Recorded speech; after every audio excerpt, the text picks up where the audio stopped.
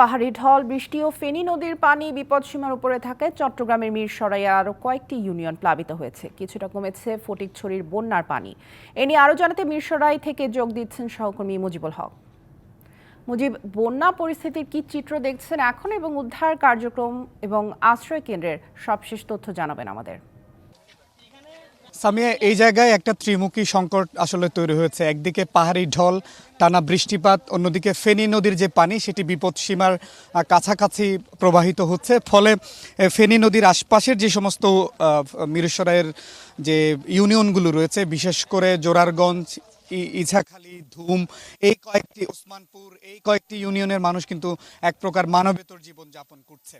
আশ্রয় কেন্দ্রের তথ্য জানতে চেয়েছেন, প্রশাসনের সাথে আমাদের কথা হচ্ছে। তাদের সবশেষ যে তথ্য, তারা যেটি জানাচ্ছে, প্রায় 1 লাখের মতো বেশি মানুষ, 1 লাখের বেশি মানুষ এখন পর্যন্ত পানিবন্দী রয়েছে।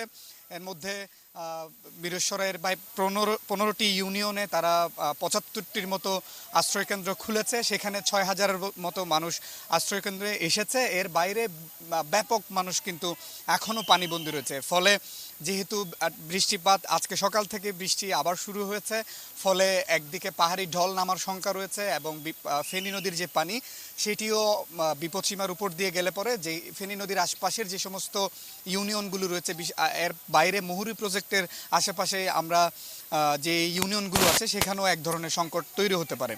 তবে এই জায়গাটাতে আরও একটি সংকট যে তৈরি হয়েছে সেটি হচ্ছে বিস্তীর্ণ এলাকাগুলোতে আসলে ব্যাপকভাবে যে ত্রাণ সহায়তা পৌঁছানোর কথা সেটি ঠিক সেভাবে করা যাচ্ছে না। কারণ হচ্ছে বিভিন্ন জায়গা থেকে, চট্টগ্রামের বিভিন্ন জায়গা থেকে যারা ত্রাণ সহায়তা নিয়ে আসছেন, তারা একটা নির্দিষ্ট জায়গায় এসে, আর অনেকে বোটের স্বল্পতার কারণে, যোগাযোগ বিচ্ছিন্ন হওয়ার কারণে সেখানে যেতে পারছেন না। ফলে ব্যাপক পরিমাণ মানুষ ত্রাণ যে সহায়তা সেটির বাইরে থেকে যাচ্ছে।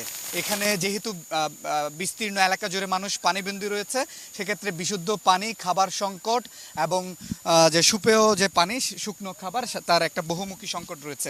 তো সব মিলিয়ে আমরা গতকালকেও সামিয়া জানাচ্ছিলাম যে ফটিকছড়ির খবর, ফটিকছড়ির কিছু এলাকায় এখন বন্যা পরিস্থিতির উন্নতি হয়েছে। তবে দুঃসংবাদ বলি, খারাপ খবর বলি, সেটি মিরসরাইতে বেশ কিছু ইউনিয়নে এখনও মানুষ পানিবন্দী রয়েছে এবং সে বন্যা পরিস্থিতির যত দিন যাচ্ছে আরও বেশি অবনতি হচ্ছে।